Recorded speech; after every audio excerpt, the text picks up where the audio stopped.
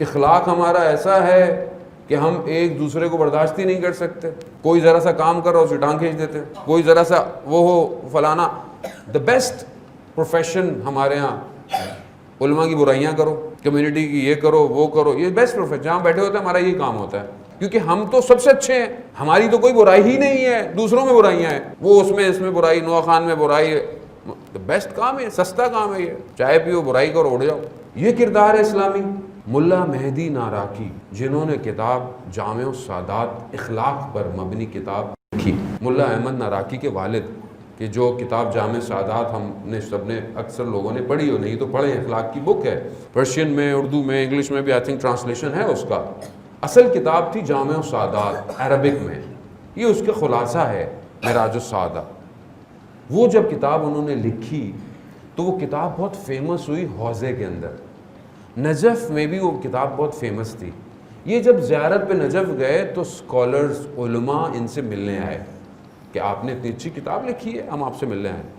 اگر کوئی ملنے نہیں آیا تو ایک عالم ملنے نہیں آیا. وہ کون تھا؟ سید مہدی بحر العلوم. تو انہوں نے کہا کہ میں خود ان سے ملنے جاتا ہوں. تو جو شاگرد ہوتے ہیں وہ زیادہ گرم ہوتے ہیں, کہہ رہے چھوڑیے وہ نہیں آئے, آپ کہاں جا رہے ہیں؟ کہتے ہیں نہیں, وہ عالم سید بزرگوار ہیں, میں خود ان کے پاس. یہ ان کے پاس گئے, وہ درس دے رہے تھے, یہ آ کے بیٹھے, درس ختم ہوا, جیسے لوگوں سے ملتے ہیں ان سے ملے اور چلے گئے. کوئی بہت زیادہ توجہ نہیں دی ان کو, ویلیو نہیں دی بہت زیادہ. کچھ دن گزرے, انہوں نے کہا کہ میں دوبارہ جاتا ہوں. تو پھر لوگوں نے کہا کیا کر رہے ہیں, پہلے ایک دفعہ تو ہو کے آئے ہیں آپ, why you are going again? کہتے ہیں کوئی مسئلہ نہیں, وہ سید ہیں, وہ بزرگوار ہیں. پھر گئے, پھر بھی انہوں نے ویسی کیا, درس دیا, درس ختم ہوا, ہاتھ ملایا, چلے گئے, کوئی زیادہ انٹریکشن نہیں کی. یہ گئے زیارتوں پہ, کاظمین, سامرا, کربلا, بلد سب کر کے آئے دوبارہ نجف. تو پھر انہوں نے کہا کہ اب میں تو واپس جا رہا ہوں, تو میں ایک دفعہ اور ان کی زیارت پہ جاتا ہوں. لوگوں نے کہا مولانا بس کر دیجئے, کتنے اپنے نفس کو گرائیں گے, کتنا اپنے آپ کو نیچے رکھیں گے, آپ ملنے جا رہے ہیں. کہا کوئی مسئلہ نہیں ہے. جیسے ہی یہ نکلے, یہ خبر جب سید کو پہنچی, سید بغیر چپل کے گلی میں دوڑتے ہوئے آئے اور ان کو ریسیو کیا اور لے کر گئے اور بٹھایا.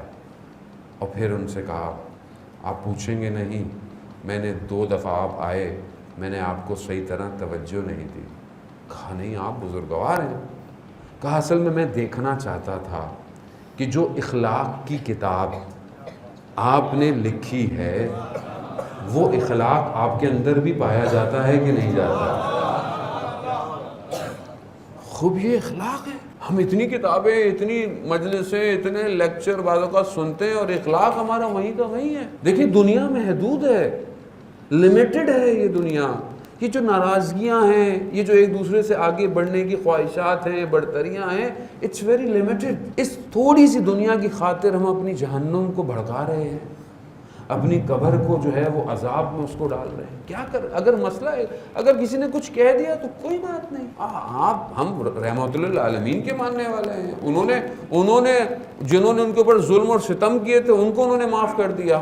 ہم سے ہمارا بھائی معاف نہیں ہوتا, ہم سے ہمارا دوست معاف نہیں ہوتا, ہم سے اپنے رشتہ دار معاف نہیں ہوتے. گھر ہمارے ایسے ہیں کہ بہو جو ہے وہ ساس کی دشمن ہے, ساس جو ہے وہ بہو کی دشمن ہے, بہن بھائی کے دشمن ہے. یعنی کیا ہے یہ جو سوسائٹی میں ہم لے رہے ہیں, یہ اسلامی سوسائٹی ہے. اور یہ کیوں ہے؟ کیونکہ اس سوسائٹی پر قرآن کی حکومت نہیں, میڈیا کی حکومت ہے. اور وہ ڈرامے دیکھنے کی وجہ سے وہ آپ سمجھتے ہیں کچھ نہیں ہوتا, اصل میں گریجولی میڈیا آپ کے لاشعور کو ہٹ کرتا ہے. جو کریکٹر میڈیا دکھا رہا ہے وہ حلال اور حرام ختم ہو چکا ہے. ہم سمجھتے ہیں کہ یہ نہیں, دشمن کا پہلا کام ہی یہی ہے کہ ذہنوں کو نجس کرو. جب ذہن نجس ہو جائیں گے, فکریں آلودہ ہو جائیں گی, تو یہ کہاں امام کو پہچانیں گے؟ یہ گھر کیسے تباہ ہوں گے؟ یہ ایسی تباہ ہوئے ہیں. یہ نیٹ فلکس کی سیریز, یہ ڈرامے, یہ سب کیا کریں, کچھ نہیں ہوتا. ایک نگاہ نامحرم انسان کو صدیوں کے فاصلے پہ پھینک دیتی ہے. ایک نگاہ, یہ آلودہ کرتے ہیں اور پھر اس کے بعد اپنا کام کرتے ہیں. کیوں ہمارے دل اتنے سخت ہیں آج؟ اس کی وجہ سب یہی ہے. تذکرۃ الاولیاء میں عطار نشاپوری ایک لوہار کا واقعہ بیان کرتے ہیں, جو لوہے کا, آئرن کا کام کرتا تھا, لوہار تھا. مشہور تھا کہ آگ میں ہاتھ ایسے ہی ڈال لیتا ہے. وہ عبادت کا نتیجہ تھا کیا تھا؟ ایک کنیز پر نگاہ پڑی اور اس کی محبت میں شکار ہو گیا. بہت کوشش کی مگر اس کو حاصل نہیں کر پایا. تو کسی نے کہا کہ فلانی جگہ کوئی جادوگر ہے, وہ جادو کرتا ہے, وہ تمہارا یہ کام کر دے گا. جیسے ہم لوگ باباؤں کے پاس, عامل باباؤں کے پاس جا رہے ہوتے ہیں نا, یہ کام ہو جائے, وہ کام ہو جائے, یہ بندش ٹوٹ جائے. ساری بندشیں پاکستان اور ہندوستانی بانڈ سوسائٹیز پر ہیں پوری دنیا میں, اور کہیں بندشیں نہیں ہیں. سارے عمل بھی ہمارے ہیں, جادو کالے بھی ہمارے اوپر ہوتے ہیں, سب کچھ ہمارے پر. ایسا نہیں ہے کہ جادو تعویذ نہیں ہے, قرآن کہہ رہا, حدیث کہہ رہی ہے, لیکن اتنا نہیں ہے جتنا ہم لوگوں نے اس کو بنایا ہوا ہے. وہ جادوگر کے پاس گیا اور اس کو بولا کہ بھائی یہ, اس نے کوشش کی جو بھی اس کا طریقہ تھا. اس نے بولا میرا کام نہیں ہو رہا تمہارے اوپر. کہا کیوں؟ کہا تم کوئی اچھا کام کرتے ہو, نماز پڑھتے ہو؟ کہتا ہاں میں نماز پڑھتا ہوں, میں یہ کرتا ہوں.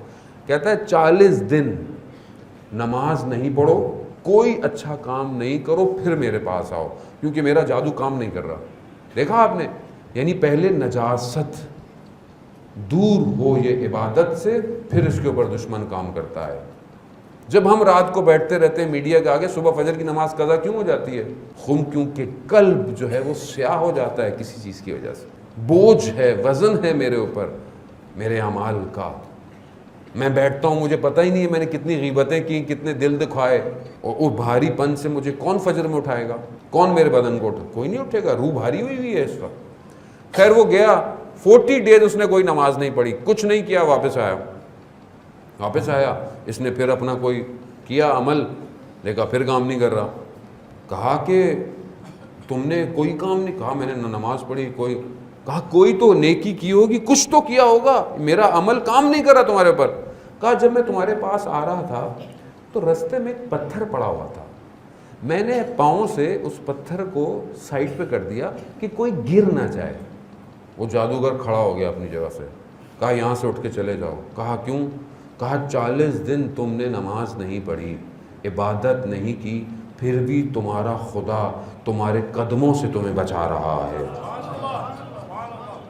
قدموں سے بچا رہا. وہ رحمان رحیم.